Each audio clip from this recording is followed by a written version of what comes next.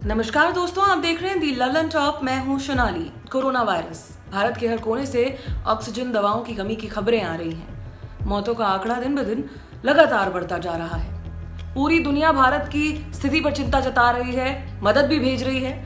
लेकिन इस बीच फ्रांस की मैगजीन शार्ली एब्दो के नाम से एक कार्टून सोशल मीडिया पर वायरल हो रहा है। इस पर 28 अप्रैल 2021 की तारीख लिखी है। इस कार्टून में दिख रही है खूब सारी लाशें, कुछ ऑक्सीजन सिलेंडर और लाल रंग से फ्रेंच में लिखा गया है कि भारत में 33 मिलियन देवी देवता हैं, लेकिन एक भी ऑक्सीजन नहीं बना पा रहा। कार्टून पर 28 अप्रैल की तारीख है। जब हमने शार्ली एब्दो की वेबसाइट पर जाकर 28 अप्रैल की तारीख में ये कार्टून खोजा तो ये कार्टून हमें वहां मिला, और इस कार्टून में वही सब बातें लिखी थी जो सोशल मीडिया पर वायरल हो रही हैं। भारत में 33 करोड़ देवी देवताओं की पूजा होती है।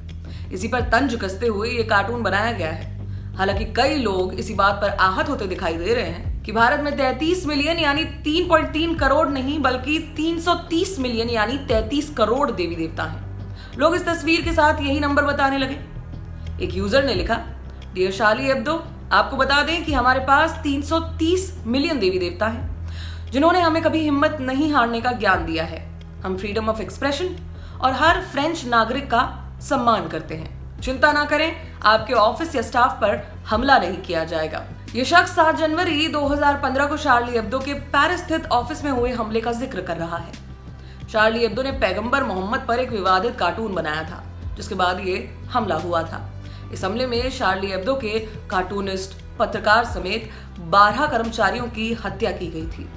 वहीं एक यूजर ने ये लिखा, शार्ली एब्दो ने हमारे देवताओं की गिनती 330 मिलियन से 33 मिलियन कर दी।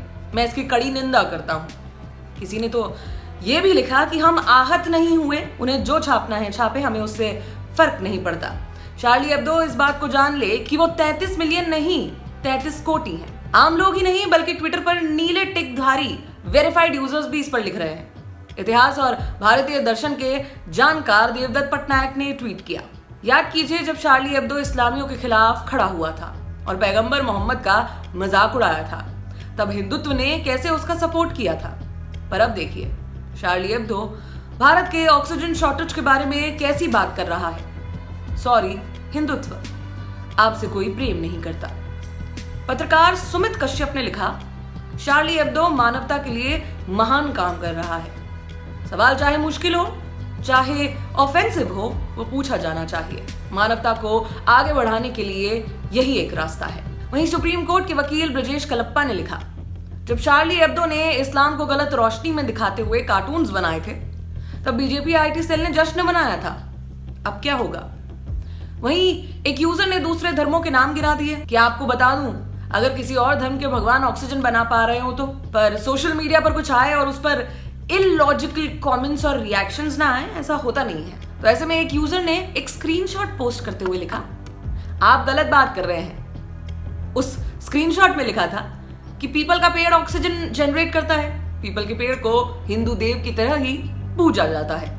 इसलिए शार्ली एब्दो का ये कहना बिल्कुल गलत है कि कोई देवी देवता हमारे यहाँ ऑक्सीजन नहीं बना पा रहा। इन महोदय का ट्वीट पढ़कर आप भी पीपल के पेड़ के नीचे जाकर ना बैठ जाइएगा।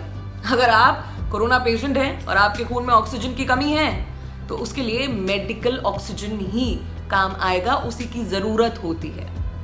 ऑक्सीजन की कमी आपके लंग्स में इन्फेक्शन होने की वजह से होती है, न कि वातावरण में ऑक्सीजन की कमी की वजह से।